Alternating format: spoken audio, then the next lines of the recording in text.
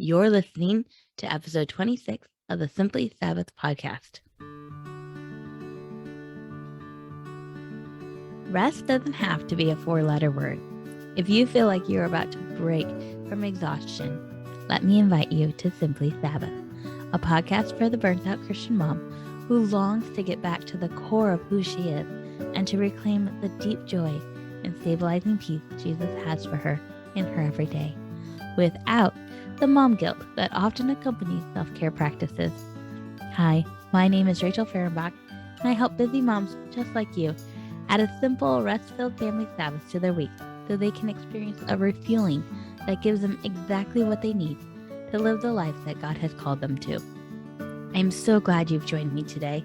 Let's get to it.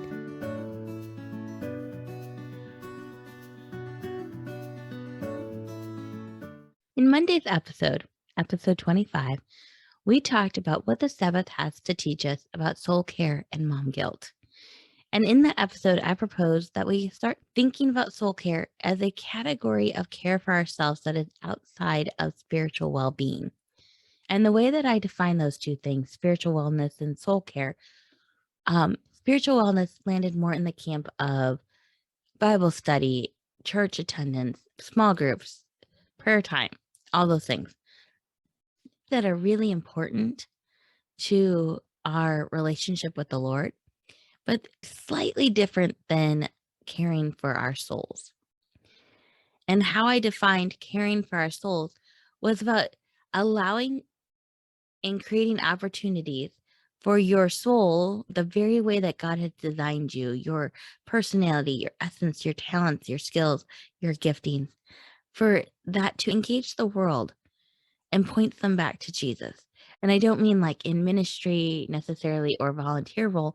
I just mean that when you are operating in the way that God designed you to be, you are reflecting his creative glory and his character.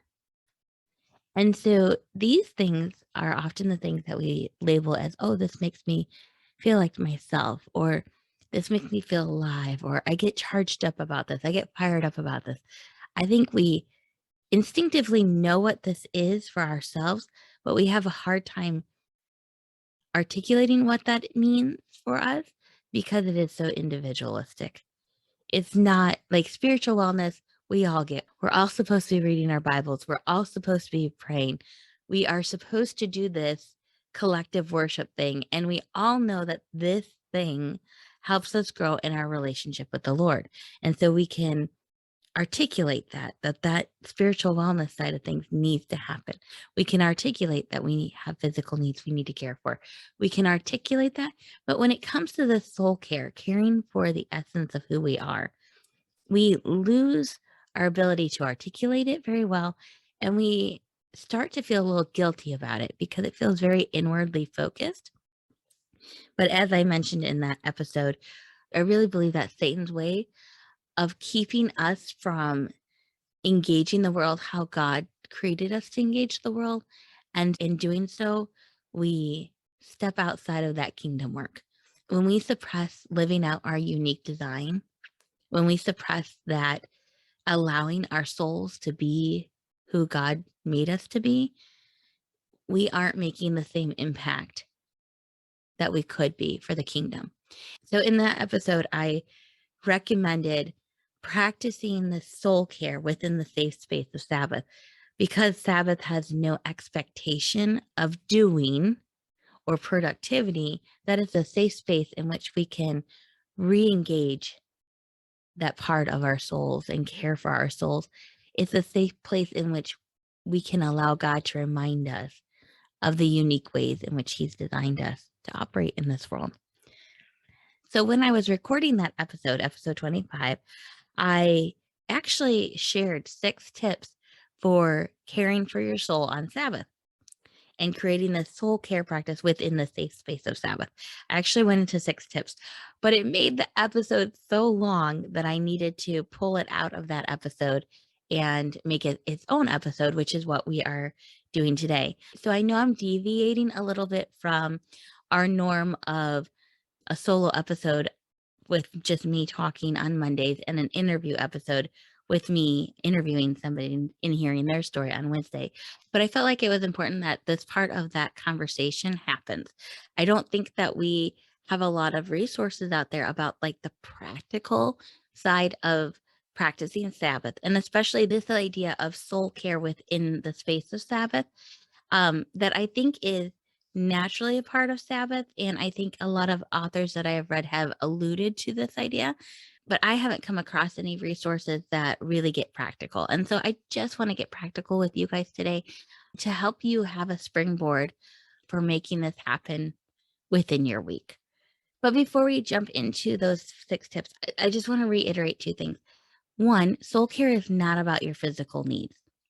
So it's not about taking a nap. While that might be good for us, soul care is not necessarily about that physical thing, that need for sleep, that need for a shower, that need for food. I've talked about this before. I think those are just regular rhythms that we need to get into every day. And we might need time on Sabbath to recharge in certain ways. And we might need to use Sabbath sometimes during especially really busy weeks to um, care for those physical sides. But that's not what this is about. This is not about caring for your physical needs, those physical needs that you really should have a regular rhythm of daily rhythm for. This is about doing things that make you feel like you've come alive, that recharges you, that fills you up, that makes you passionate, that really sparks something within you. That's really just gets your creative juices flowing, something that makes you want to go out and like it just revs you up. And it might not be like you might not get revved up in like a motivational speaker, like woohoo kind of way. I'm just meaning like it just makes you feel like you are your whole self again. This can be anything from creating art, like writing, drawing, painting, etc., to something like volunteering for a cause that you're passionate about. If you don't already regularly do that during your work week, this soul care thing is about allowing God to remind you that He designed you and created you with a purpose and has equipped you for that purpose with a unique personality, unique talents, unique skills, unique perspective. That's what this soul care is about. So, the very first tip, I've actually already given the first tip in the last episode. In that episode, I said, pick an hour. Pick a time within your Sabbath practice, designate it, lay it out. Don't just go, oh, I'll practice for an hour within, our Sabbath time. Get specific. At 10 a.m. on Saturday mornings, I'm going to do this for an hour. I'm going to care for my soul. It's very important that you get specific. You put it on your calendar. You commit to it because we know it is so easy to take us off, to put us aside, to not do this thing. We know it is easy to not let this happen as moms. It is the thing that we all let drop. It seems selfish, and so we put it last. So that is why I'm saying to you, it's important, it's a priority, put it on your calendar. So you're going to pick your hour. And this is where you can avoid the mom guilt. Okay.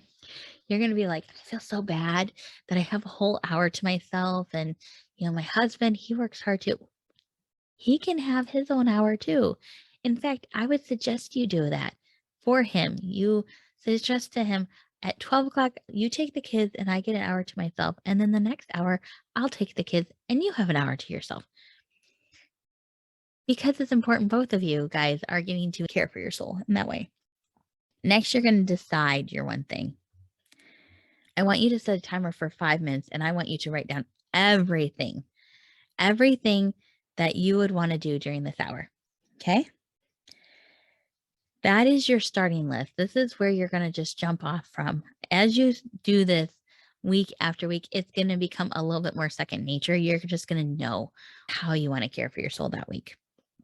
So start there. Use this list as a jumping off point. And then from there, I want you to consider the week that you've had and the week that you have coming up. For instance, if you're an introvert and you've had to expend yourself this week, maybe your soul care is to just step back and say, I'm just going to be by myself for an hour and I'm just going to read, or I'm just going to go for a walk or something. Whatever it is that makes you feel like you are being true to the person that God designed you to be. But maybe you've just been at home all week and you haven't gotten a chance to get out of the house and go observe other people and things. And maybe you want to change the scenery for your soul. That's what I mean by analyzing your week.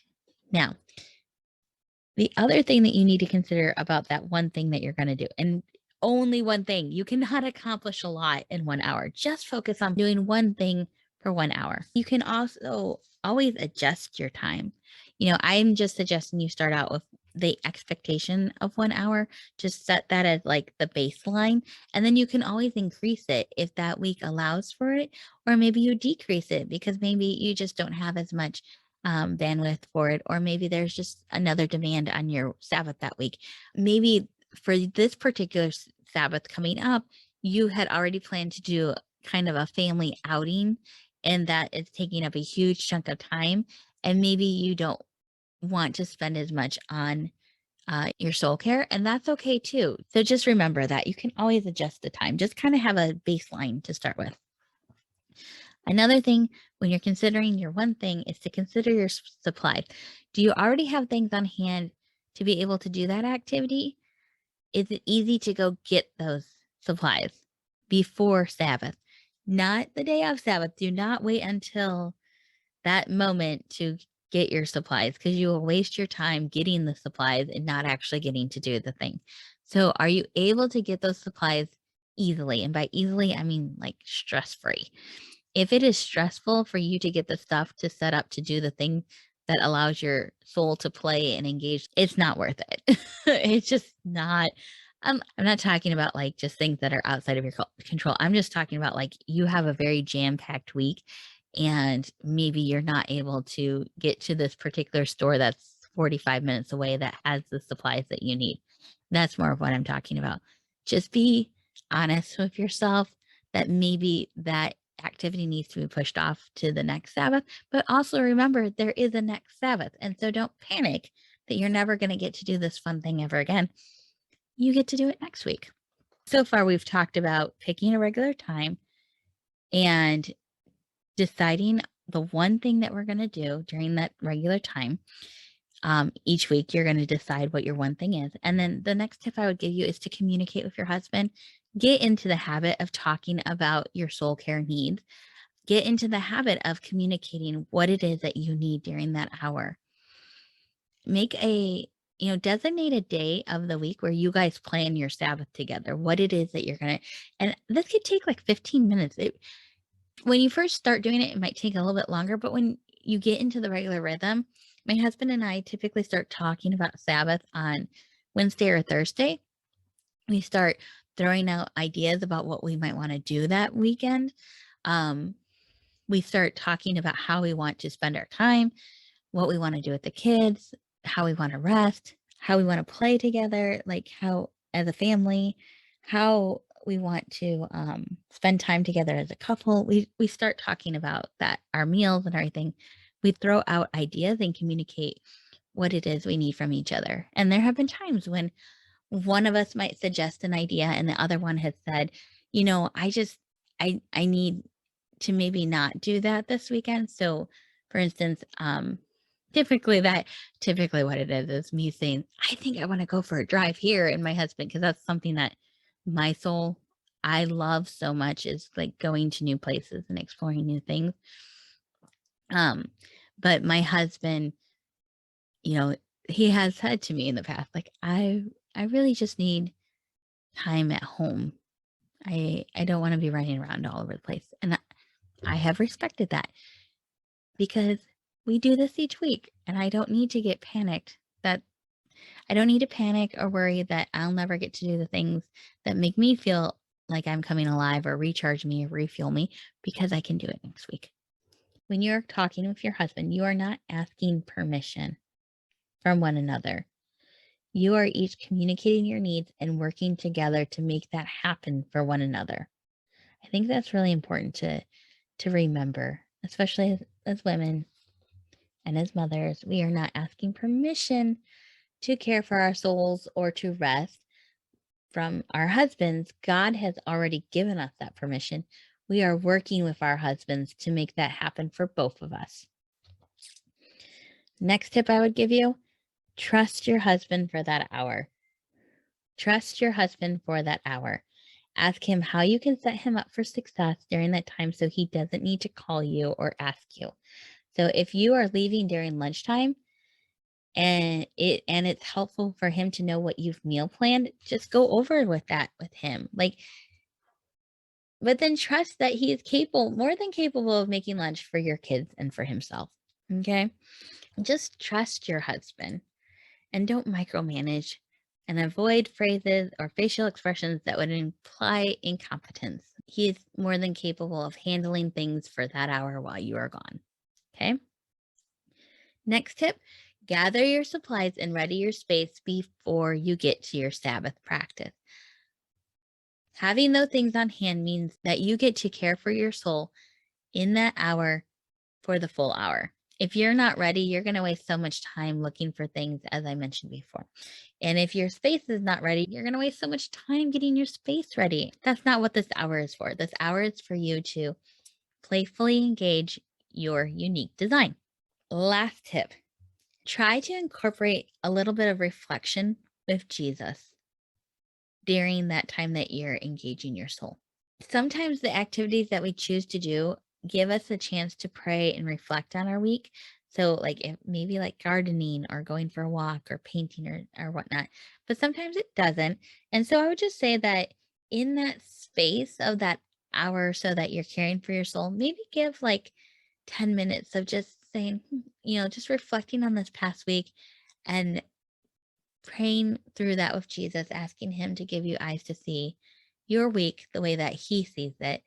If your activity doesn't give you that, maybe set aside about 15 minutes to just reflect on your week. And I actually have 3 questions that I ask myself each week during my reflection time.